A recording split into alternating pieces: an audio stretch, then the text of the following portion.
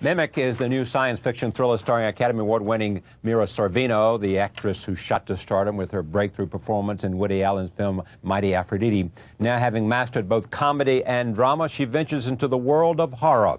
The film was directed by Guillermo del Toro. Mimic marks his American directorial debut, and I am pleased to have them both here on this program. It also marks Guillermo, it marks his talk show debut as well, correct? Yes, you're in the square. Well, it's great to have you here, especially with her. Tell me what this film is about. Well, basically it's a sort of a gothic fable that shows man tampering with nature, creating a new species, sort of a biological weapon to stop a plague, a booming plague, that it's killing children under 10. And basically the consequences of that tampering give you sort of a thrill ride for an hour and a half. And how did you get her? Well, let her tell me. What brought you to this? I was sent the script by Miramax, and Miramax is everywhere. They are. They are Big Brother, or Big Brothers. Yeah. Big Brother. Big Brothers That's Weinstein. Right. Harvey and Bob. Yes. Back to Miramax getting you into this film. They send you a script. They sent me the script when I initially sort of briefly heard about it, thought about it. I thought, oh no, this is way too dark. This isn't my kind of genre. I get frightened at these films, and I don't want to be in one of them. And then I just said, well, but I should read it. You know, I've heard good things about the director, and names of writers. John Sayles, Steve Soderbergh were involved. John Sayles wrote this? John Sayles was one of the writers? One of the drafts, yes. Yeah. This is John Sayles, the film director, as well as yes. the writer. Mm-hmm. And so I read it, and it started kind of, you know, piercing my skin with its tentacles. I mean, almost like the creature that Guillermo created in Kronos, this machine that sort of digs in and causes an addiction. This script was so fearsome but fascinating in this sort of subconscious way. I mean, as you're reading it, it keeps digging into all the things that bother you the most, all the things that you don't want to think about. The script is sort of bringing up to the light slowly. And I'm going through it, and I'm like, oh, I've got to go to sleep. I can't read this. And then I had to finish it. I couldn't go to sleep without finishing it. And that's always a good thing. When that happens, you're sort of like, well, this has some power to it. Now, maybe it's too dark for me. I don't want to do something so disturbing, so upsetting, blah, blah, blah. Well, then they say, just, you know, Bob calls up Mira, just watch Kronos. I'm going to send you Kronos. You're going to love it. Don't do that other film. Watch Kronos. And I was like, okay, Bob, but I think I'm going to do this other film. And he sends me Kronos, and I fell in love with it. I mean, I was like, this movie is incredible. It was so beautiful, so inventive, fascinating, and it was only halfway through it that I realized I was watching a vampire film. I mean, it's really has this sort of art film sensibility, but frightening and gorgeous and imaginative, and then ultimately heartbreaking. I mean, at the end of the movie, I stunned myself by just breaking down and crying. I mean, it was so beautiful and humane and touching. And so it kind of got me, and I didn't want it to get me, but then Bob's just like, listen, you got to meet Guillermo, too. I mean, when you meet the man, you'll know. And I was like, well, he looks like a child, doesn't he? He looks a lot younger than I am. But his skin is very stretched, you know, the overweight factor. So Bob says you got to meet him. So we met, and we had this fantastic meeting for about 2 hours. It was meant to be a 20-minute meeting. Yes. And it became like 2-3 hours, I think. How do you approach horror films? I mean, there's something about this genre that appeals to you and something that you do differently than most. Well, you know, I don't know how many people out there really go into the craft with absolute love and passion. I know that I definitely bring into it. A lot of people go into the genre not because they're fascinated about the possibility of doing a fable with really strange images and rich subtext, or I go into it because that's my chosen form of communication. I'm not doing this just because I'm on my way to doing a psychodrama. I just want to do this genre. That's what gets me. It's the only thing you want to do right now in terms of what you do. Until I die of horror old films? age. Yes. You don't want to do anything else. Not a sweet love story with Mira. I think you can do all of that in a film like that. I mean, well, that's true. No, you can't. Kronos was a sweet love story between an old man and his granddaughter in a way. I mean, it was I think I can taste all the genres combined with the horror genre and make them revitalized and Revitalized, yes, yes. and have them acquire a new perspective. And I do a story about an old man and his granddaughter. Probably people will fall asleep. But Yeah. if that guy is sucking blood, Now, see, I don't get this. I mean, you love the genre, and I don't. Yeah. Love the genre, but maybe there's some reason, and you didn't necessarily. No, but I have to admit that some of my favorite movies from the past happen to be standouts within the genre, like The Shining or Dead Ringers, Right. or these movies that, when they're done brilliantly, they have this incredibly effective quality where they just, really stay in your mind and you carry them with you, and they've got fantastic imagery, and when they're done right, then they're really special because they're grabbing at our deepest fears and somehow dealing with them. When they're done in a sort of exploitive way, then they're a thrill for their audience, but they may turn off the general population. I mean, for me, they're too upsetting. They don't have enough humanity. They don't have enough hope. They're just nihilistic, and I can't take them. They're just too disturbing. But in a way that this is not 100% horror, this movie at all. This is a sort of a hybrid, just as our species is within it, of science fiction and suspense thriller, because we have a real sort of matched battle as it goes on between the human characters and the mimics that we create. So it's also, I mean, when I say I want to do the genre, I want to do the genre my way, which is, by the way, extremely strange or different, I think. I think it's not quite like any other genre movie that you can see out there. It has a strange twist to it. I put every single detail. I try to be as careful as I can, and my choices are made very consciously. And it's just a different sense of craftsmanship, I think. Take a look. Here's a clip, climactic moment when Mira's character and castmates are stuck in an underground subway car. How could you do it? You take something, you make it like a man. What happened? Oh, the ensuing thing is rather good. I mean, it's like a siege. Yeah. A siege. A siege. It's sort of, it's like a foxhole sequence. The inside of the car is like a foxhole scene in a World War I. Right. Where they are trapped or a fort, Apache surrounded by the Indians. So there is a very heavy siege in which Mira does sort of an emergency surgery on one of the creatures that is rather shocking. I like to combine. I like the shocking elements to bring out sort of a humor into the thing, and by the same token, vulnerable, make the audience vulnerable and vulnerable. Yes. Yeah. Make them more fragile to the horror. Humor or tenderness in the middle of a film like this is quite unexpected, and I try to use both to make the flavor of the film different. You have any insects here? Yes. Yes, indeed. Of course. Yes. We have to. Large ones. Yes. Large ones. Some hybrid roaches. Oh, but yes. of course. Yeah. No bugs within bugs, hybrid roaches. Yes? Yes. No, I've always loved insects. I think... You are very strange. I am a strange man. Yes. No one should look in my basement. No, that's true. I'm still safe. No, but it is they are fascinating creatures. They are so perfect and remote and well engineered. I admire that. We are not that well engineered, but we are soft to the touch. So it's nice. Let me come back to your career after the Academy Award. Did you just sit back and they all came flooding in, scripts, offers? Yes, but it's still hard to find a great project. I mean, I think it's still, they do. Yes, it certainly changed the ratio of script offers. When you win the award, then the next day, your career is at a different place.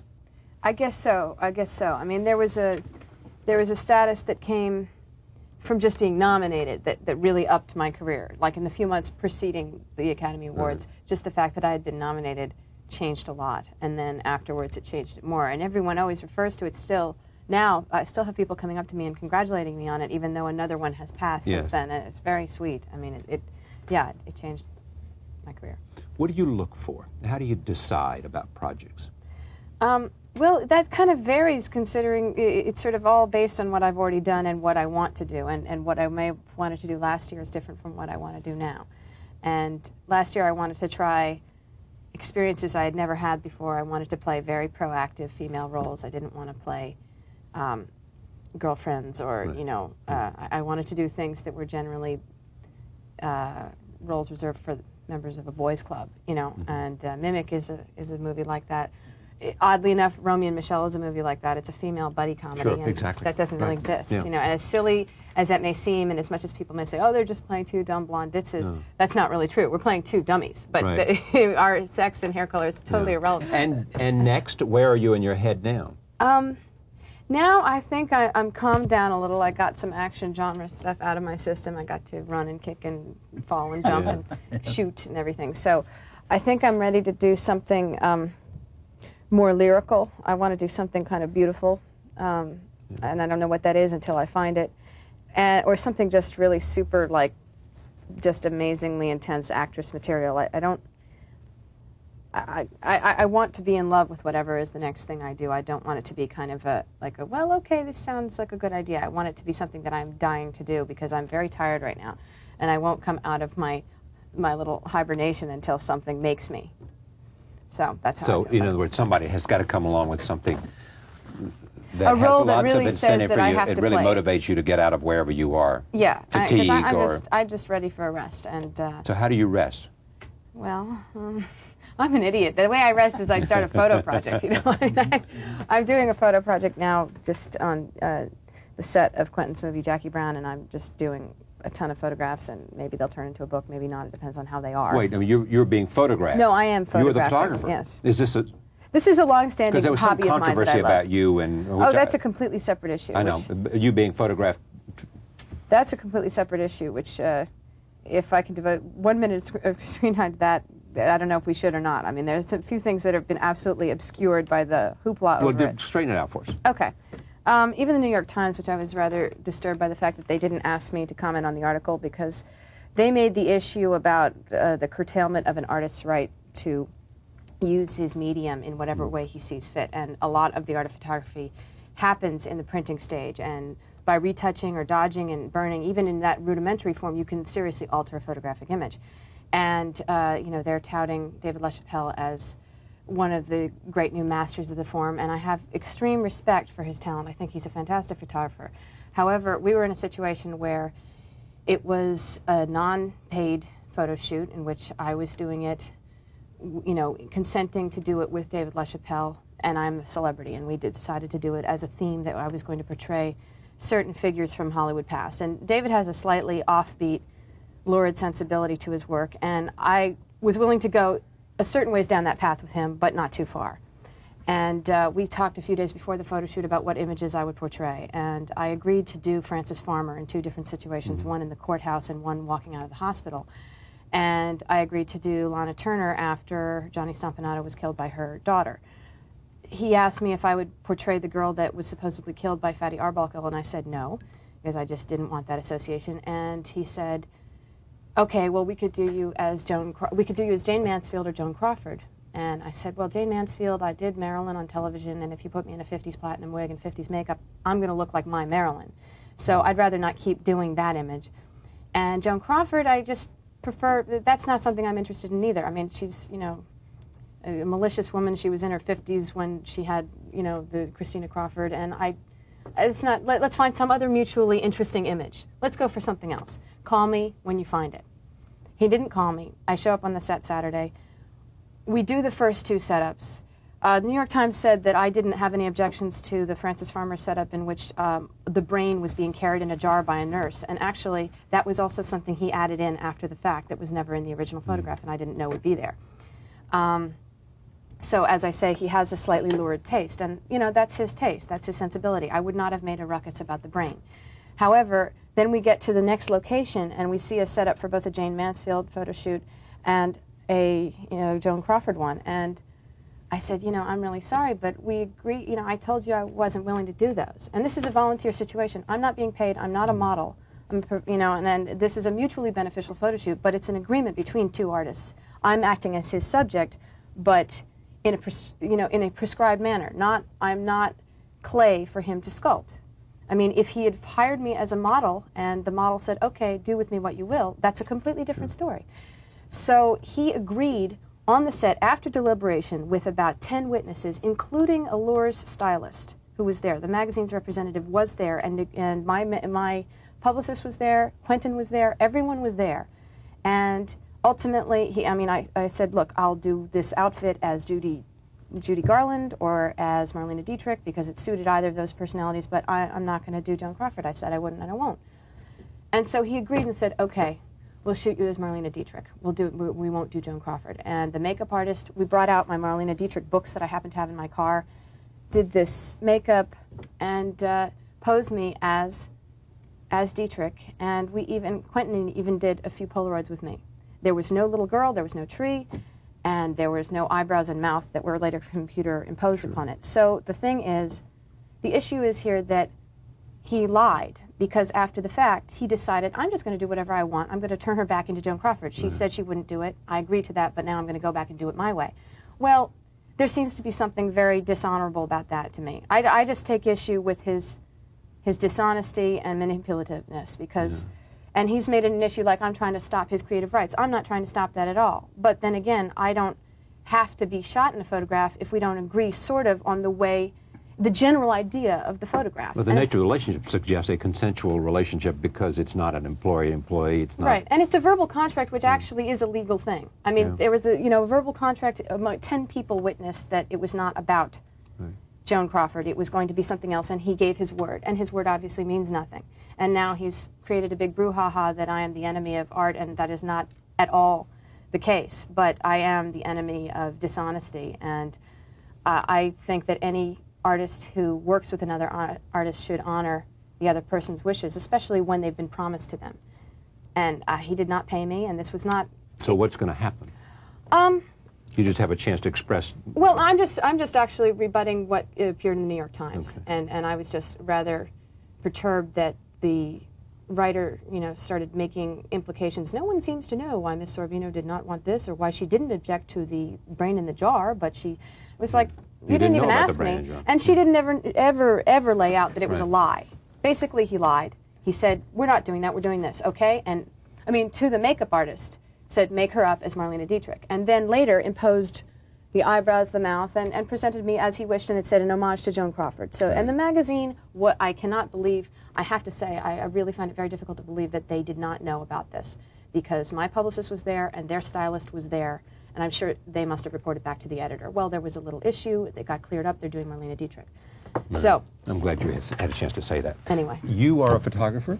I am, and this is the funny side of it. And as I say, and I'll repeat it again, I really respect his work. I think he's a fantastic talent. I just personally don't think much of him right now. And I do think there is something also to be said. There's a larger issue here, which it's a weird, nebulous area of artists' rights and rights to intellectual property. The digital domain right now, when I see those commercials with Fred Astaire with the vacuum cleaner, they bother me so much. Me too. That was such a fantastic scene, and I think he would turn in his grave to think that he was being used to market vacuum cleaners. And that's something that, as an actor, your image is sort of part of your work. What you've put out on film, what I'm putting out, my performance as this character, as Susan in Mimic, could somehow be lifted digitally and put into a completely different scenario. They could get a hold of other takes. They could put together their own movie. And that's a weird thing. And to a certain extent, there should be some laws protecting your rights to your own image. There's some work being done towards that. Yeah, there is. And that's the larger issue. And I'm not sure exactly what the law says about that now, and I'm interested in finding out more about it. But this is not a personal vendetta. What's the status of the film business in Mexico? And are you doing anything to make it, change it, to make Mexico even more of a film place? Yeah, first of all, I think, I define myself as a round-trip ticket filmmaker because I live over there and I plan to continue living over there. Yeah. And right now we're in a pretty sorry state because the entire country collapsed economically. Right. So what I have done gestions in many of the fronts about the film industry. I was quite insistent on Jim Cameron being able to think about Mexico for his construction for the studios for Titanic. That ultimately led to that construction because I helped into that coming to happen. I am right now co-producing a film for one of one of the foremost young filmmakers in Mexico, called Carlos Carrera, a film called Bewitched. So the answer is you're doing everything you can. Everything I can. To make Mexico even more prominent in the Yes. world. Much success. Great to see you again. Thank you very much. Thank you for coming. Thank you. You're welcome back anytime. We'll be right back. Stay with us.